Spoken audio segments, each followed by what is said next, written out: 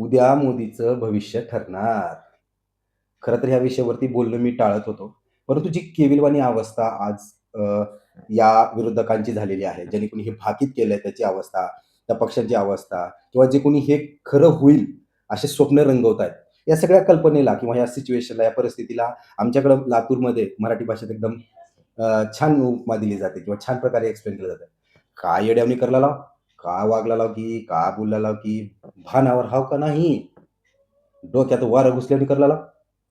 तीच काय ती परिस्थिती आज जे कोणी म्हणजे एक फाईल आहे, एप्स्टेन फाईल, एप्स्टेन नावाच्या व्यक्तीची फाईल आहे. आणि त्या फाईलमध्ये काय आहे ते आतापर्यंत सगळ्यांना कळालेलं आहे.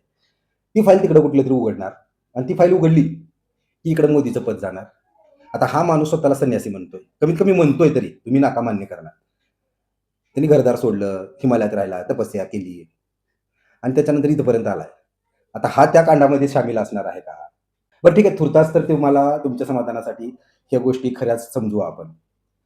परंतु एक लक्षात घ्या, ज्या माणसाला थांबवण्याचा मागच्या 12 वर्षापासून तुम्ही प्रयत्न करतोय. म्हणजे सर्जिकल स्ट्राईकवरती विरोध केला, तुमच्या सिंदूर ऑपरेशनवरती विरोध केला, त्याची वोट चोरीचा त्याच्यावर आरोप लावला, त्याच्यावर धार्मिक हिंसाचार फडकवतोय, भडकवतोय, माणसाची माती फिरवतोय. ह्या सगळ्या गोष्टी करूनही त्याला थांबवता आलं नाही कुठेतरी त्याला खाली पाडता आलं नाही.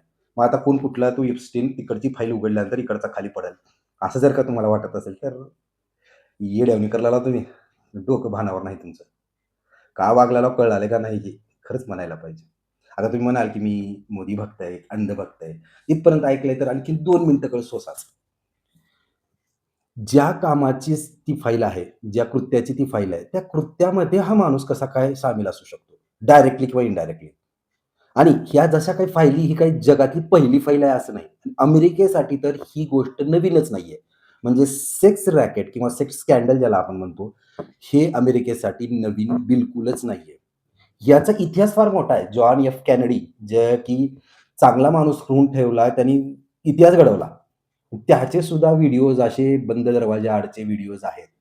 त्याच्या तर तो पदावर असतानाचे व्हिडिओज आहेत.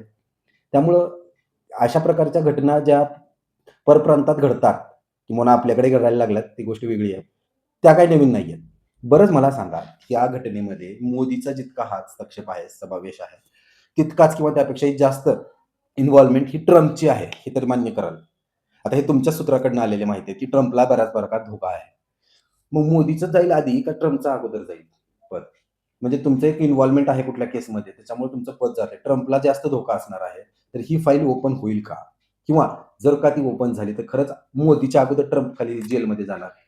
ट्रम्प जेलमध्ये गेल्यानंतर मग मोदी जेलमध्ये जाणार किंवा त्याच्यामध्ये जे 2 आपण म्हणतोय, की वेगवेगळे उद्योजक त्यासाठी या कामामध्ये जे इन्व्हॉल्व आहेत ते जातील आणि असं काय झालं म्हणजे ट्रम्प गेला, मोदी गेला, जे मोठमोठे उद्योजक आहेत त्यांची नावं तर मी घेणार नाही, तेही गेले. तर जाऊन जे भाकीत केलेलं आहे महाराष्ट्रातलं, की मराठी माणूस हा देशाचा पंतप्रधान बनेल, त्याचा तर सार्थक अभिमानच आहे आम्हाला. आणि जी संधी आमच्याकडनं हुकली 2004 ला शिवराज पाटीलजी चाकूरकर यांच्या स्वरूपात आली होती, ती हुकली, ती कुठेतरी पूर्ण होतीये याची आम्हाला आनंदच आहे. परंतु 24 तासात आपण पाहूया, की काय होणार आहे. परत एकदा भेटूया 24 तासानंतर, की खरंच मोदीला या पदावरनं राजीनामा द्यावा लागला का? आणि जर द्यावा लागला असेल, तर ती फाईल नेमकं खरंच काय आहे, हे शोधणं गरजेचं आहे. धन्यवाद.